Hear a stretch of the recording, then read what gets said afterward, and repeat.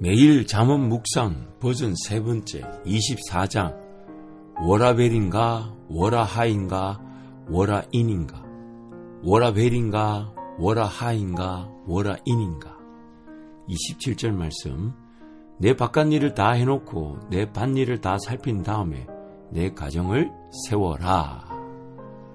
여러분 워라벨이라는 단어 아마 들어보신 신조어일 겁니다. Work and Life Balance 그러니까 일과 삶의 균형이다 라는 뜻이죠. 근데 제가 한번 찾아보니까 알고 보니까 이 워라벨이라는 단어는 1970년대 영국 워킹맘 협회 그러니까 일하는 엄마들 협회에서 개인의 업무와 사생활 간의 균형을 묘사하는 단어로 처음 등장했으니 벌써 이 워라벨이라는 단어가 50년이나 됐다 그래요. 정말 우리는 하나님 은혜가 필요한 것 같습니다. 너무 세상을 저만 그런가요? 너무 세상을 모르고 사는 것 같아요. 이 워라벨 왜 이런 단어가 나왔을까? 아마 이런 질문들을 던졌던 것 같아요. 일과 삶을 만약 두 종류로 본다면 내가 일하는 것과 내가 살아가는 것 이것이 동떨어진 두 개의 종류로 본다면 어느 것이 더 중요하고 우선적일까? 아마 이렇게 질문이 던져지는 것 같아요. 만약 이 질문을 제가 좀 더 이렇게 한번 질문을 바꿔볼게요. 삶을 위한 일인가? 일을 위한 삶인가? 살기 위해 일하는 것인가? 일하기 위해 사는 것인가? 사실 일과 삶을 분리해서 두 종류로 보는 시선 자체가 비성경적이라고 할 수 있습니다. 왜냐하면 일과 삶은 분리될 수 없는 사명과 사명을 위한 삶 이런 관계가 있기 때문에 일과 삶이 분리되어질 수가 없죠. 일은 하나님의 사명이 감당되는 직장이나 사업 혹은 일터를 뜻합니다. 그렇기 때문에 삶이 일과 분리될 수는 없죠.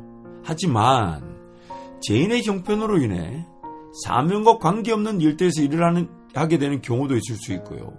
혹은 자신의 삶을 돌보고자 하는 욕심이 앞서거나 일을 성공시키고자 하는 욕심이 앞서서 자신의 삶을 돌보지 못하는 형편에 있을 수 있기 때문에 일과 삶은 분리해서 볼 필요가 있을 것입니다. 그래서인지 예수님께서는 우리에게 먼저 하나님 나라와 의를 구하라 그리하면 우리가 염려하고 걱정하고 마시고 먹고 입는 문제를 해결 즉 더하여 주실 것이다 라고 말씀하셨던 것 같습니다. 아무리 최선을 다해 일터에서 성과를 내고 업적을 이룬다 해도 가정 즉 삶, 건강이 깨어질 위기라면 일의 성공이 아니죠. 또한 자기 건강을 잘 돌보고 또한 가정에 충실히 하여 자녀들을 잘 돌보고 가정을 든든히 세운다 하지만 일터가 안정적이지 않으면 가정이 든든하게 세워질 수가 없습니다. 경제적으로 재정적으로 든든한 어떤 지원이 없다면 어떻게 가정을 돌볼 수 있겠습니까? 마치 건강해야 일을 감당하지만 건강하지 못하면 일을 못하고 또한 건강 자체만을 추구하면서 일을 하지 않는 것이 문제이듯이 내 삶, 내 가정을 돌보는 것과 사실 일을 돌보는 것은 분리되어질 수 없는 관계 속에 있습니다. 그러나 우리의 있던 이 영적 형편, 죄인됨의 형편으로 인해서 하나님의 사명을 제대로 인식하지 못한 채 일터의 자리에 서 있든지 혹은 자신의 삶을 돌보야 하는 욕심과 일을 성공시키려는 하는 욕심이 이렇게 앞치락뒤치락하게 되면 이 두 종류는 결국 분리되어져서 생각해 볼 필요가 있는 거죠. 또한 그래서 오늘 본문 말씀에 내 바깥 일을 다 해놓고 내 밭일을 다 살핀 다음에 또한 가정을 세우고 돌보라 라고 제안하는 것입니다. 사명을 우선시하면서 그 사명 이해와 협력이 가정에서부터 일어나야 합니다. 참 굉장히 원리적으로 이론적으로 맞는 말인데 쉽지 않은 얘기죠. 사명을 우선시하면서 그 사명 이해와 협력이 가정에서부터 일어나야 합니다. 그러다 보니까 어떤 가정의 구성원들 특히 자녀들이 그 부모님 아래에서 자라면서 부모의 사명 따라 길을 걸어가면서 또 적지 않은 희생이 요구되기도 하고 또 희생을 당하기도 합니다. 결국 일과 삶이 균형을 이루어야 한다는 말은 정말 일리가 있는 듯 그렇게 느껴집니다. 제가 이 워라벨이라는 단어를 이렇게 쭉 한번 찾아보면서 연구를 해보니까 미국의 유명한 인터넷 기업이자 대그룹인 그 아마존 이 창업자 제프 베조스가 이런 말을 했어요. 한 인터뷰에서 Work-Life Balance 그러니까 워라벨을 지지하지 않는다라고 밝혔다. 균형을 맞추려고 노력한다는 것은 이 두 가지 중 한쪽을 추구할 경우 다른 쪽을 희생해야 하는 거래관계를 기정사실화하는 셈입니다. 일과 사생활을 시소게임으로 봐서는 안 된다. 그것은 일과 사생활 중 하나를 택해 플러스가 되면 다른 것이 마이너스가 되는 거래관계가 되기 때문이다. 이렇게 얘기했어요. 그러면서 이어서 이렇게 새로운 단어를 이렇게 주장했어요. 바로 work-life harmony, 즉 월화하라 그래서 일과 삶이 조화를 이루어야 한다라고 말합니다.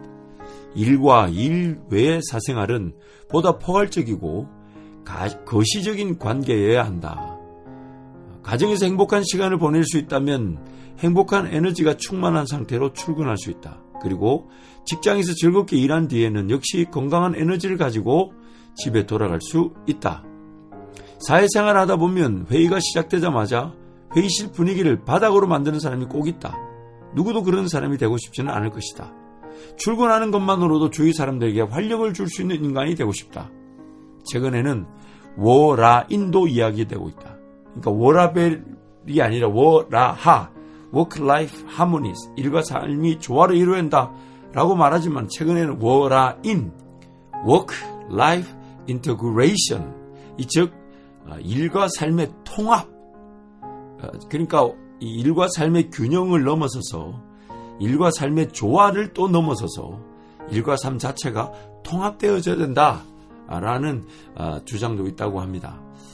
그만큼 이제 어떤 그 일과 삶 자체를 구분해서 보는 시선보다는 하나로 보는 것이 맞다. 이것이 성경에서만 얘기하는 것이 아니라 일반 직장에서도 그런 얘기를 하는 거죠. 그래서 그 베조스가 예를 들었던 거, 가정에서 행복하면 그 행복한 마음으로 일자리 갈 때 그 일이 더 잘 감당되어져서 협력이나 동력도 좋아지고 성과도 좋아지면 그 일의 성과, 그러다 보니까 뭔가 보너스를 많이 받고 경제적으로 재정적으로 좀 더 인정을 받게 되면 그 가정에서도 즐거운 소식이 되게 되는 거죠. 그리고 가정에서도 그런 행복을 나눌 수 있는데, 사실 그만큼 우리는 그 완벽한 이 조화와 또한 통합을 가지기가 쉽지 않은 정말 형편에 처해 있기 때문에, 또 이 제프 베조스의 그 말이 맞는 말이지만 또 우리 현실적인 면에서는 목표는 낼 수 있어도 현실적인 삶에서 적용하기는 쉽지 않을 수 있습니다.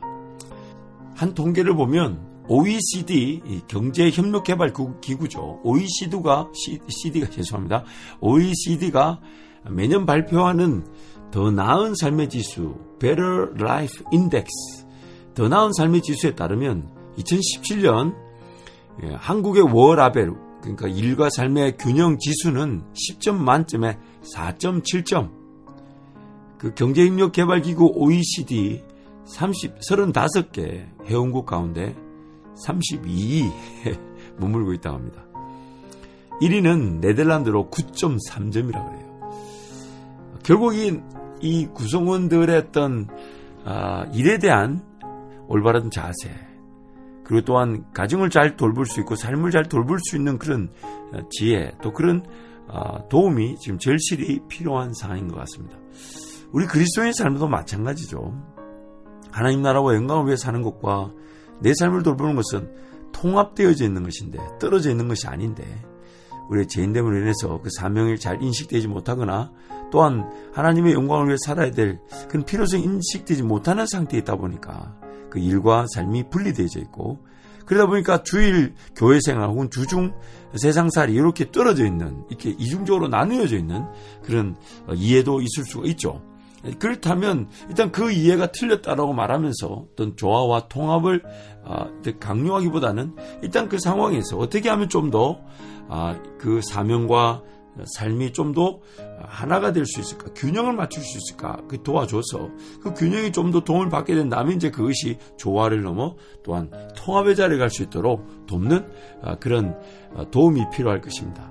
교회사에 또 그런 지혜를 좀 구해볼 필요가 있을 것 같습니다.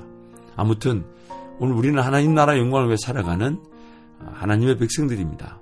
바라기는 워라인, 일과 삶이 통합되어져서 일하는 그 자체가 기쁨이 되고 그 기쁨을 가지고 가정과 내 삶을 돌보는 그런 행복이 우리 모든 그리스도인, 특히 우리 한밭질 모든 가족들에게, 또 이 방송을 듣는 모든 성도들에게 임하기를 축복합니다.